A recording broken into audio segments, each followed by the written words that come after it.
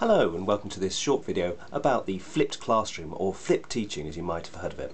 I'm sure you've all heard about this, but maybe you're not too sure about exactly what it means or entails. You might think it's something that's only for IT or computer-based programs, and it's not necessarily. So what is it? Well, essentially it's where we take the input, that is me talking to you, giving you a lecture or something, and instead of putting it in the class, we put it outside. And the output, that is the production, what the student makes, comes inside the classroom. That's what flipped means.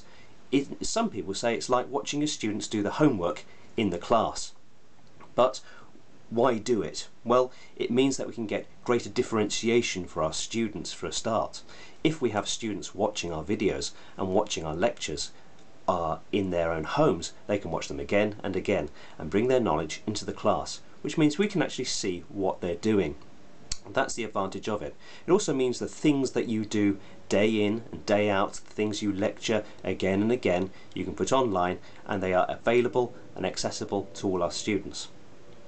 Well, what about the history of it? Some people think that flipped learning has only been around for a short time, but in fact it started back in the 1990s when a professor of physics at an American university decided it'd be better off to record his lectures so students could access them. It goes right back to the early days of the internet, and then it's picked up by people, for example, like the founder of the Khan Academy. You've probably heard of the Khan Academy in America. We have thousands of lessons online for free for students, and a lot of classes and schools have bought into the Khan Academy project. It doesn't have to be that big. The ideal flipped classroom is one that's still an interaction between the teacher, the tutor that is, and the students. And that's why flipped classrooms work particularly well when you as a teacher are actually delivering the lecture itself. It's that connection you have with your students, that trust and that bond of trust you might have with them. And if students can see you online and listen to what you have to say, they're more likely to listen to it, watch it, use it and apply it. So how do we do it? Well, it doesn't take a lot. I'm just using this here, which is my digital camera. You could use a smartphone to record yourself. You could use voice recording software. It could even be a mixture of media, so a bit of video, a bit of sound, just some reading to do. All of those things that are essentially input that you give to the student, and you give them in some kind of online format. Why is it useful? Well, I said at the beginning, it's about differentiation. You might show a video to a student and they might watch it once and they get the idea.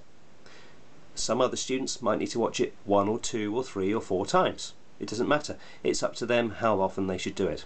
And how long should these videos be? Well, not long. This one, for example, is about 5 minutes long. Something like that.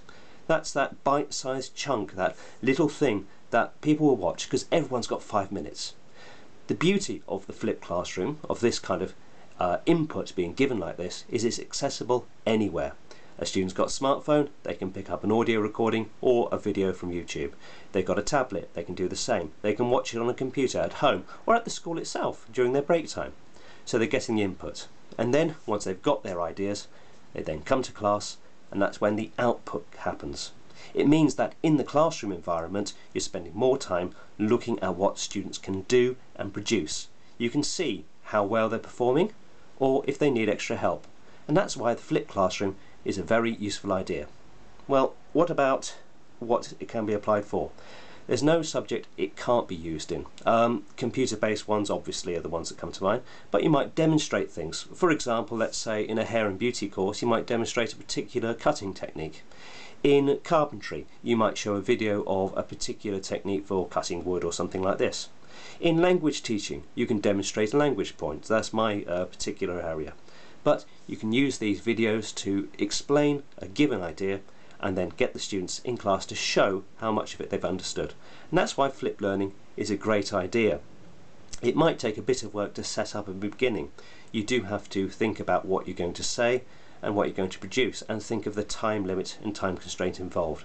But once you've done that, that video is there forever and can be used again and again. And in fact, this video itself is part of a flipped learning experience. As you watch this, and then in the classroom session you're going to think about how you can apply it to your own classes.